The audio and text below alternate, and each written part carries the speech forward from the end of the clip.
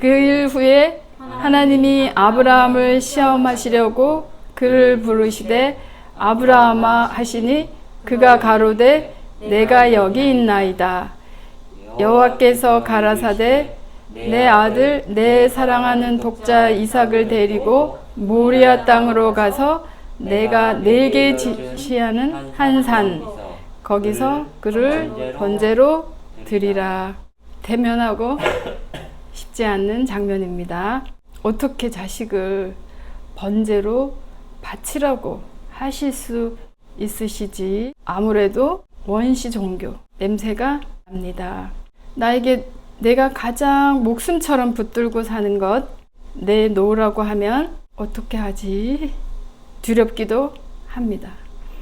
나는 내 목숨은 내놓을 망정 이왕 죽는 거 한 방에 팍 주님이 내 목숨 원하면 드리지 그렇게 내놓을 수 있을 망정 사는 동안 하루하루 내가 목숨처럼 아끼는 것은 못 내놓습니다.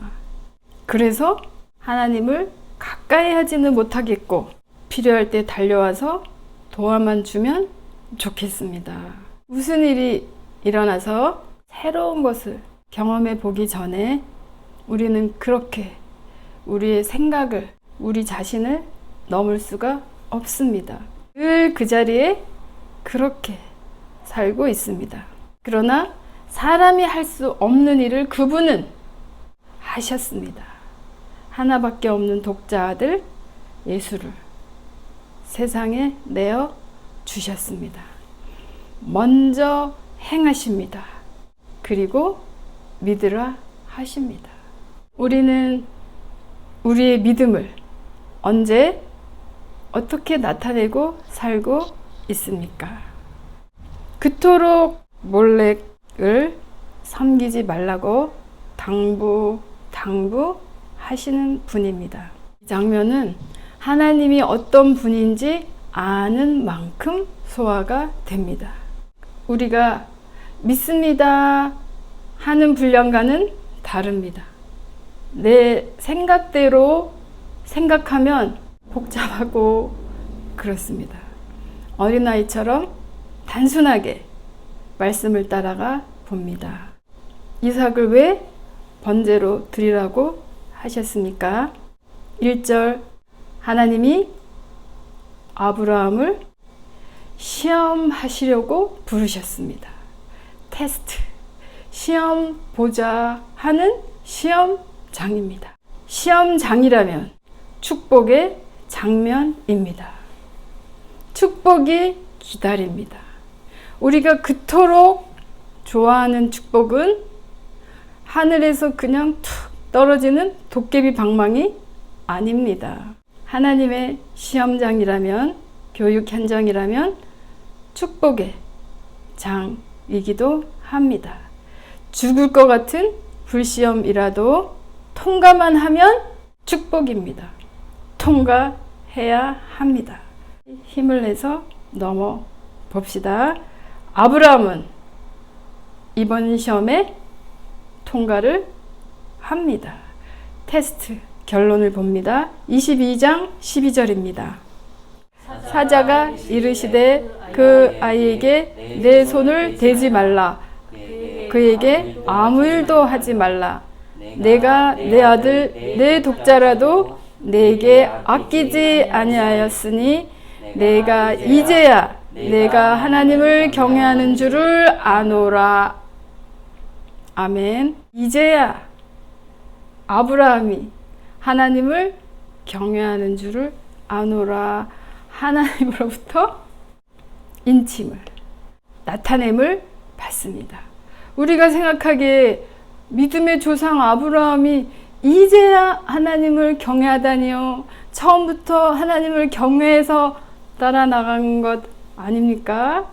아브라함도 우리와 똑같은 성정을 지닌 사람으로 지금까지는 하나님 앞에서 연약한 모습을 보였습니다.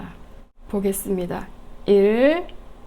창세기 12장 10절입니다. 그 땅에 기근이 있으므로 아브라함이 애굽에 거류하려 하여 그리로 내려갔으니 이는 그 땅에 기근이 심하였음이라. 큰 강, 원래 살던 지역을 생각해 보면 유프라테스 강 근처에 그 당시 문명의 중심지 수메르 문명지 우르 지역에서 문명의 혜택을 부요를 누리면서 부족한 것 없이 잘 살았는데 하나님이 일어나서 내가 명하는 곳에 가라고 해서 아브라함을 들여보낸 곳은 모래 사막인 땅입니다.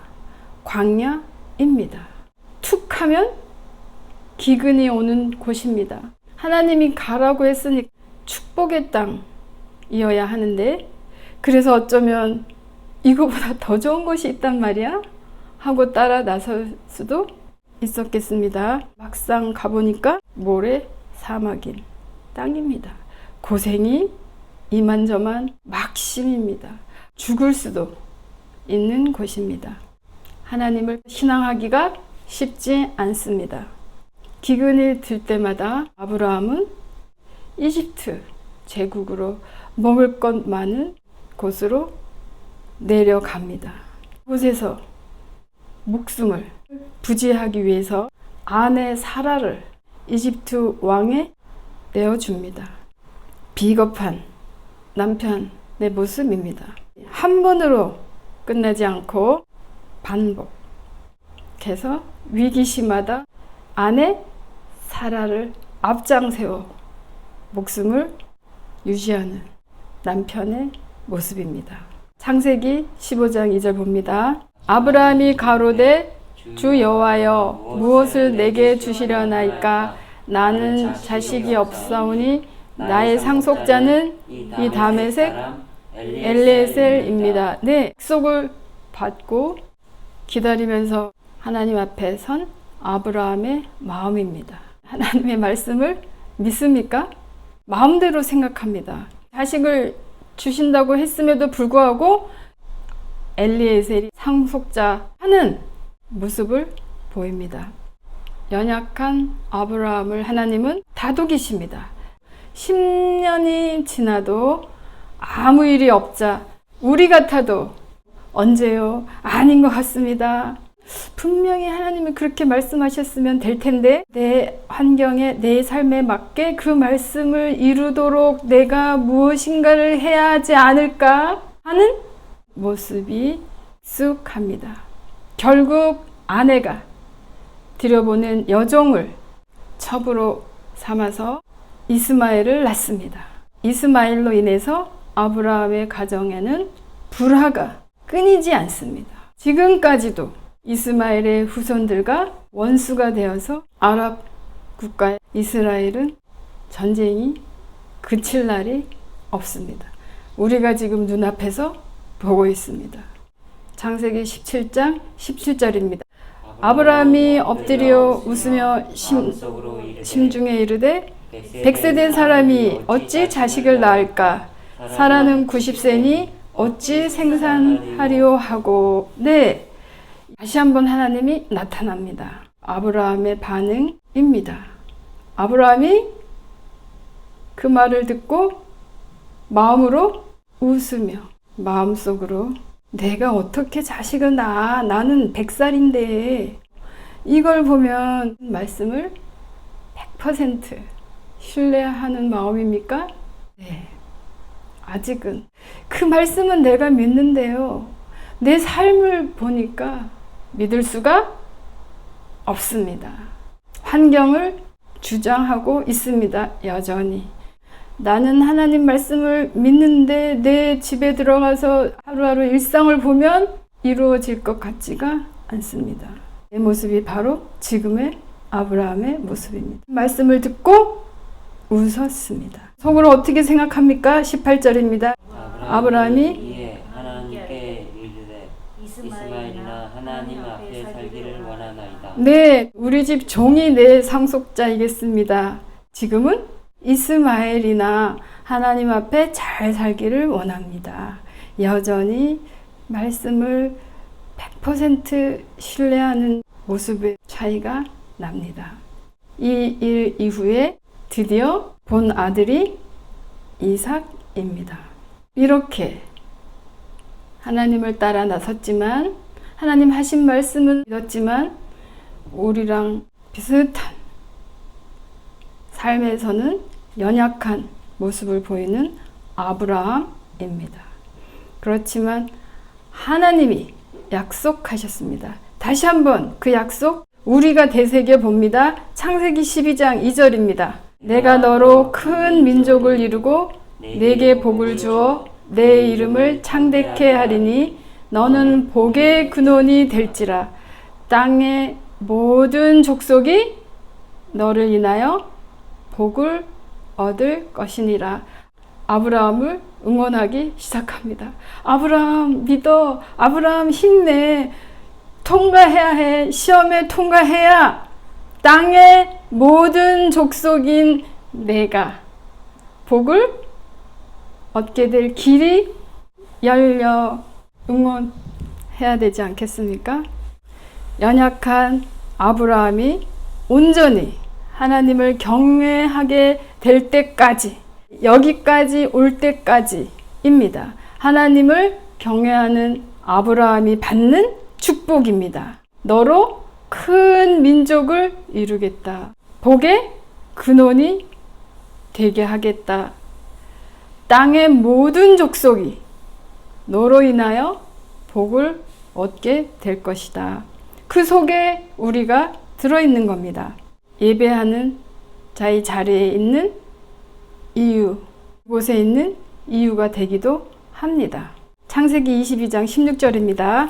이르시되 여호와께서 이르시기를 내가 나를 가르쳐 맹세하노니 내가 이같이 행하여 내 아들 내 독자도 아끼지 아니하였은즉 내가 내게 큰 복을 주고 내 씨로 크게 번성하여 하늘의 별과 같고 바닷가의 모래와 같게 하리니 내 씨가 그 대적의 문을 차지하리라. 아멘. 내 씨로 말미암아 내 후손으로 말미암아 너의 몸으로 나온 자식으로 말미암아 천하 만민이 복을 얻게 하려는 하나님의 꿈이, 하나님의 프로젝트가 있었습니다.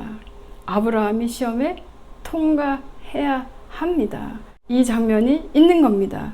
네가 나의 말을 준행하였음이니라. 하나님을 믿습니다 하고 모두 하나님 앞에 나올 수는 있지만 하나님을 경외하는 사람인지 아닌지의 기준이 있습니다. 하나님의 말씀을 준행하는가입니다.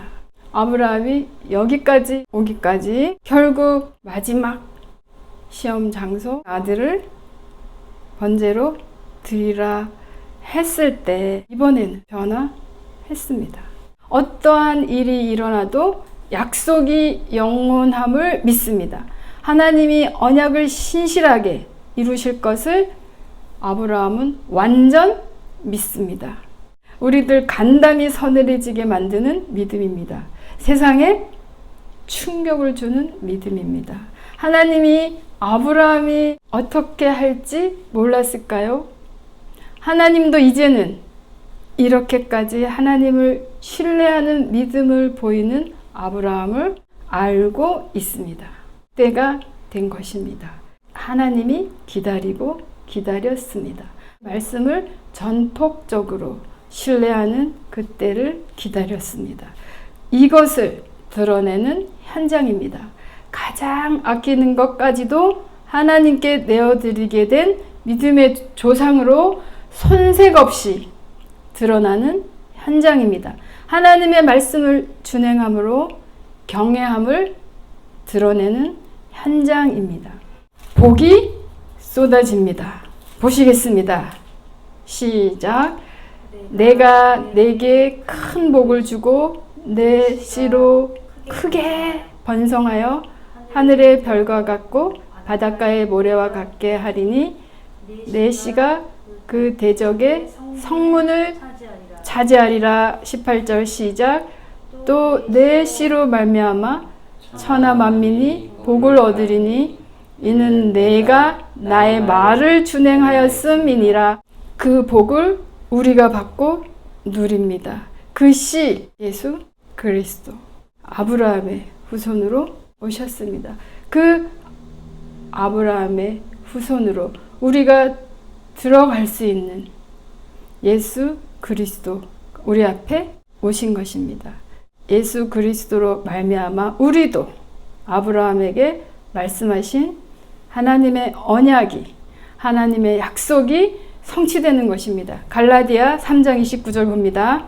너희가 그리스도께 속한 자면 곧 아브라함의 자손이요 약속대로 유업을 이을 자니라. 아멘. 아브라함에게 약속한 그 동일한 그 약속이 누구에게요?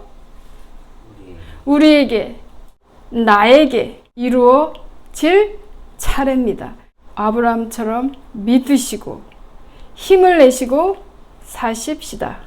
갈라디아 4장 28절입니다. 형제들아 너희는 이삭과 같이 약속의 자녀라. 29절. 그러나 그때 육체를 따라 난 자가 성령을 따라 난 자를 핍박한 것 같이 이제도 그러하도다. 이삭뿐만 아니라 우리 또한 약속의 자녀로 성령을 따라 난 자로 동일하게 인침을 받습니다. 이삭의 출생을 우리가 믿습니다. 이삭은 약속을 따라 성령을 따라 난 자입니다. 아브라함의 피를 혀를 따라 난 아들은 이스마엘입니다. 이스마엘로 일할 수도 있었습니다. 그렇게 하지 않았습니다. 경수가 끊어졌습니다. 경수 없다는 말은 엄마의 난자 없이도 아들이 생겼습니다. 약속을 따라 성령을 따라 난 아들입니다. 이 아들을 아브라함은 경험했습니다. 그리고 우리가 동일하게 믿습니다. 예수님 동일한 과정으로 우리 앞에 오신 겁니다. 처녀의 몸으로 약속의 아들이, 성령의 아들이 하나님의 약속을 이루어 나갈 계보를 이어갑니다. 약속의 아들을 통해서입니다. 성령의 아들을 통해서입니다. 이런 일을 하시는 하나님을 우리는 믿습니다. 씨가 다릅니다. 영이 다릅니다. 예수 그리스도의 영으로 난 그 자가 이삭처럼 아브라함이 하나님께 받은 언약이 성취될 그 자들입니다. 우리들입니다. 힘을 내시고 나구나. 하나님이 나를 통해서 천하 만민이 복을 얻게 하실 꿈꾸고 계시구나. 그 일을 행하고 계시구나. 나한테도 시험이 온다면 통과해야지. 살다 보면 시험이 오고 또 오고 옵니다. 자기가 압니다. 시험이구나. 하나님이 이것을 원하구나. 그런데 내가 못하는구나. 이번만 넘어가면 다음번부터는 잘 해야지. 이번만 넘어가면 그러면서 살 수 있습니다. 이 말씀을 우리가 들었습니다. 살다가 어떤 죽을 것 같은 불시험이 와도 딱 한 번, 이번이 마지막 시험이야. 통과하고 말리라. 주 하나님의 응원을 받으시기 바랍니다. 온 세상 천사들도 우리를 기다리고 있습니다. 이번에는 통과해라. 천하만민에게 복이 흘러들어갈 사람이 바로 너야 하는 응원 소리를 들으시며 삶에서 이기시길 바랍니다. 그래야 믿음의 후손입니다. 아브라함의 후손입니다. 그래야 예수 그리스도의 후손입니다. 그럼 왜 시험이, 테스트가 필요할까요? 다음 주 주제입니다.